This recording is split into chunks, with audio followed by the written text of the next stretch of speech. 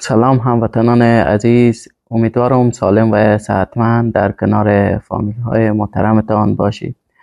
هموطنان عزیز، چند دقیقه وقت شما میخواستم بگیرم در رابطه به موضوع مهاجرت های غیر قانونی و یا قاچاقی. هموطنان عزیز، این تصویری که شما میبینیم متاسفانه از یک هموطن ما است که در راه قاچاق به دلیل سردی هوا جان خود را متاسفانه به حق سپرد. متاسفانه 5 نفر دیگه از هموطنان ما همراه این شخص بودند که وضعیتشان فعلا نامعلوم است و خود این شخص هم فعلا در ولسوالی کوهستان هرات می باشد تا خانواده این شخص با خبر بشن.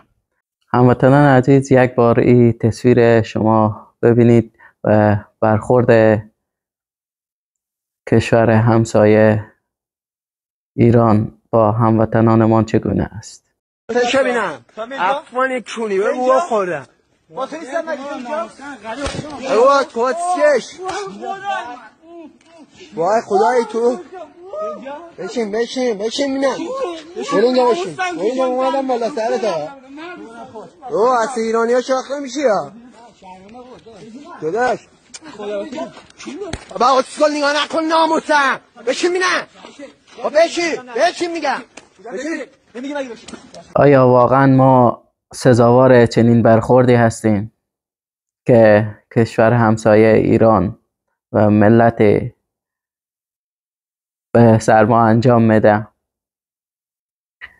اگر در کشور خود باشیم دور از سر همه همون گدایی بکنیم، منت از اینا نکشیم، چنین برخوردی نبینیم، خیلی بهتره.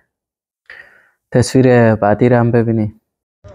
بگو زنده باد لور، بگو زنده باد هرچی لوره، بگو هرچی لوره واقعا با غیرتن هرچی افغانی هم بلگردن. بگو تا ببرن پایین، الان میبرن پایین. بگو پرچم لور بالای پرچم افغانی رو زمینه. احسن بر تو عشقی دیگه بابا، دیگه از الان میرم پایین. بگو از تو ایران دیگه بریم بابا، پدر ما رو سوختی دیگه باشد. الان میرم پایین، الان میبرم تو. اوکی؟ هموطنان عزیز، لطفاً راه قاچاق در پیش نگیریم، خصوصاً حالی که هوا برفی و خیلی سرده. فرقی نمیکنه چی از ایران به طرف ترکیه، چی از ترکیه به طرف یونان و یا کشورهای دیگه.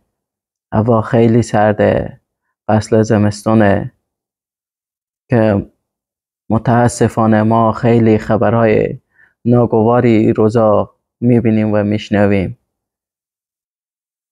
و از شما تقاضا میکنم لطفاً این راه قاچاق در پیش نگیریم، به دلیل ای که راهها بسیار دشوار شده، راهها خیلی سرده، هوا و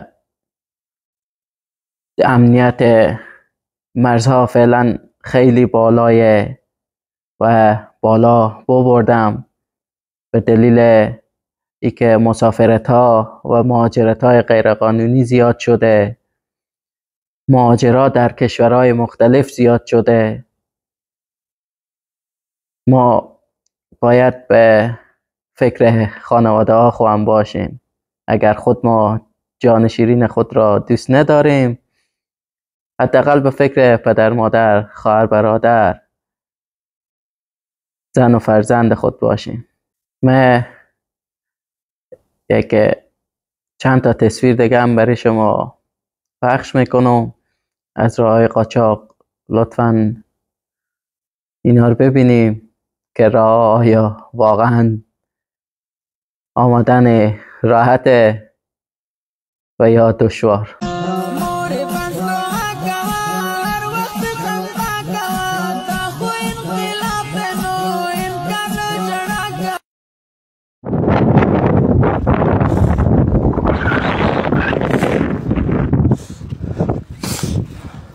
مسافرم میره مرزی بغلچیک را بلدم جاگیر تا بام بیاد